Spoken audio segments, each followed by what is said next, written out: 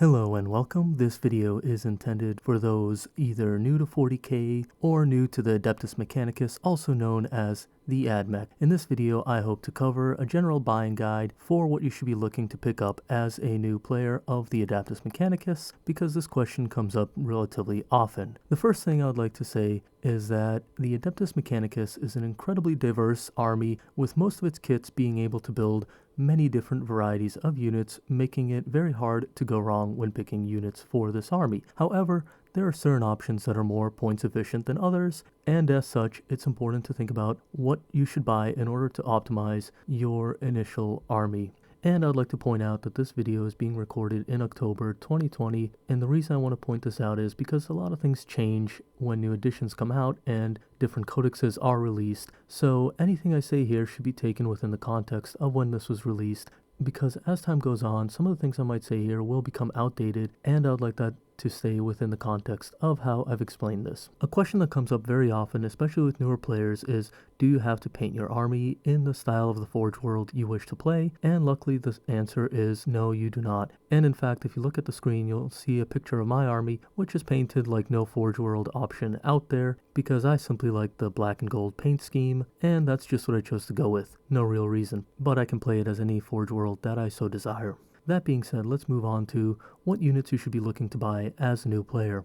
Most of the time, when a player asks what should they buy, they'll be recommended to buy the Start Collecting Kit, simply because the value of the Start Collecting Kit is so high. And I'll be 100% honest, the value of the Start Collecting Kit is very, very hard to beat with any other option. However, there are two Start Collecting Kits, and I'd like to go over what's in those kits so that you can best make your choice. The first thing I should mention is that both kits are very, very good. However, if given the opportunity, you should always buy the old Start Collecting Kit first, simply because it is out of print and it's becoming harder and harder to find. So if you do happen to run into it, pick it up while you still can, because it is out of print and it's going to become difficult to acquire.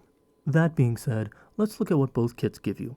Both kits include 10 Skitarii troops, which can be either built as Rangers or Vanguard. Generally, the choice is up to you, and there are a lot of different ways of building them. However, I should mention something very important in that you only get one of each special weapon in these kits, and a squad of 5 Skitarii can include up to 2 special weapons, and a squad of 10 Skitarii can include up to 3. Seeing as double plasma on a squad of 5 Vanguard is not uncommon, you're probably going to want to build all of your special weapons and try them out. If you want to build more than one of each special weapon, it's highly advised to either convert them or buy the parts off eBay to build additional weapons for the kits, instead of buying additional kits, as it becomes very cost ineffective.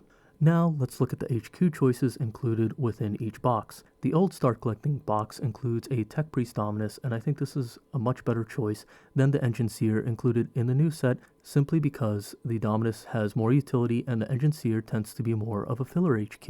However, an Engine Seer is by no means a bad HQ, and if you're looking for a low point cost HQ, he can be a good choice, but many times he will not be your go-to choice, so the Dominus usually wins out.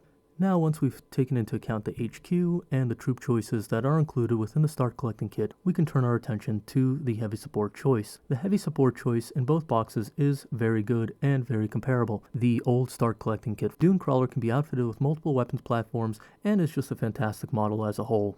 Now, unlike the old kit, which wins out in the HQ department, the new kit makes up some ground in the Heavy Support choice, seeing as the tank included, known as a Scorpius, can be built as either a Dune Rider or a Heavy Support platform. The Dune Rider is a transport that lets you carry up to 10 infantry soldiers within it, meaning you can put all of your troops in there. A common tactic is taking 2 5-man units of Vanguard, giving each unit of Vanguard 2 plasma calibers, and putting them in the tank.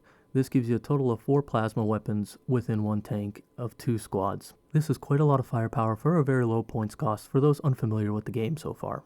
More so, the Dune Rider can also be built as a Scorpius, and it is very easy to magnetize a tank so that you can swap it between Dune Rider and Disintegrator so that you can play it as either one you want. The Disintegrator is a very powerful weapons platform and is our only option for being able to shoot without seeing a unit, something that our army otherwise lacks without the Disintegrator. In some older videos, you'll probably hear that both the Dune Rider and the Disintegrator became significantly worse when the points change happened in the new edition that recently came out. While the points did go up significantly on both the Dune Rider and the Disintegrator, Both models were originally very heavily undercosted and are still incredibly good. So in this case, the Scorpius slightly edges out the Dune Crawler, as it has more versatility and generally has a little more firepower. However, the Dune Crawler is still a fantastic unit to have in army list and does see plenty of tournament play. There's one other thing I should mention about the starter kit that I have not mentioned so far. It actually comes with a super secret unit, this unit being the Dealosis. What is this unit?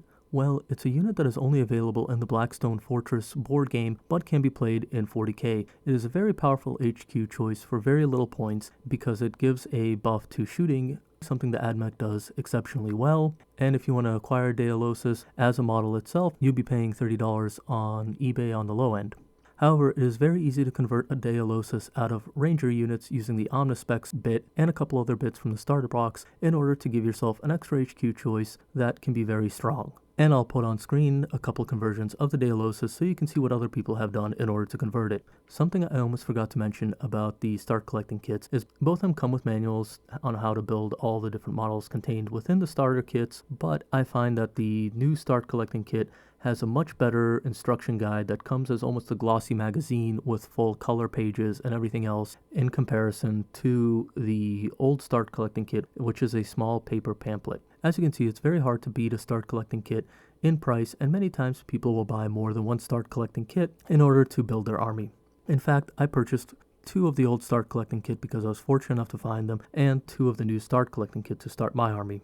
I should mention that the start collecting kit is not the only way to begin your army, as there are other options you can buy that are very strong and kind of evergreen that go into many different lists. The first option would be the Cataphrons. The issue with the start collecting kit is while you get a very good value for your money with it, and you get some very important units like the HQ and the heavy support, oftentimes the troops can be a little weak, and more so the troops are low points, so you need a whole lot of them.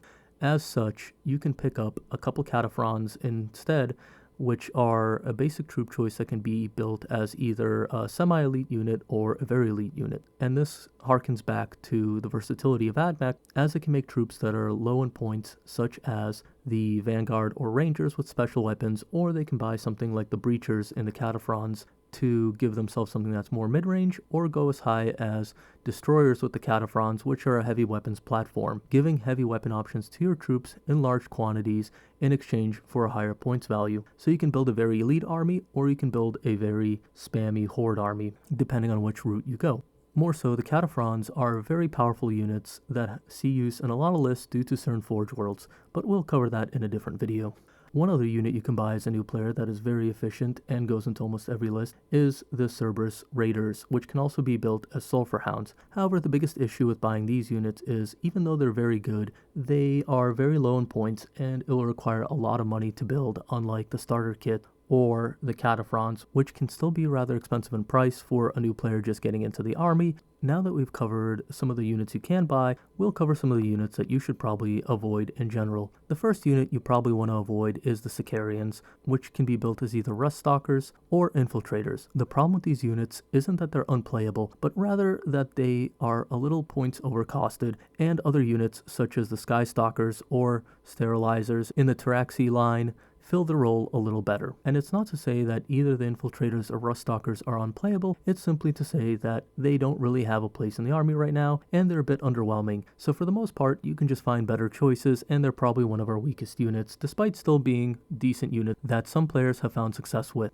Finally, the other 2 units you should really avoid when first starting out is Belisarius Call and the Flyer. You should avoid these units not because these are bad units. In fact, Belisarius Call is one of the better units within the army. However, he is restricted to Mars only and costs a lot of points, which means that in a 500 to 1,000 point game, which you would probably be playing as a new player or someone just building a new army, you're going to have a hard time fitting him in, while also restricting your Forge World choice. Which isn't necessarily bad because Mars is a very good Forge World, it just limits your ability to pick other options. So unless you're picking up a large-scale army of 1,000, 2,000 points, you should steer away from Belisarius Call despite how good he is, until you've built up a larger force. The Flyer, on the other hand, is still perfectly fine, but once again, it takes up a slot that is not necessarily available in the Combat Patrol games, so you would have to wait till you get to about 1,000 points before bringing your first Flyer. It is a very good unit in 2 different configurations, with a third configuration that is not particularly good. Once again, you have to remember that all Admech kits can be built in multiple fashions, magnetized very easily, and swapped between different options, which gives Admech a great amount of versatility and leaves you with a lot of bits at the end of the day to build other units. So thank you for listening to me. Hopefully you found this video useful. Let me know what you think in the comments below, and like and subscribe for future videos, which I do intend to put out. Thank you very much and have a great day.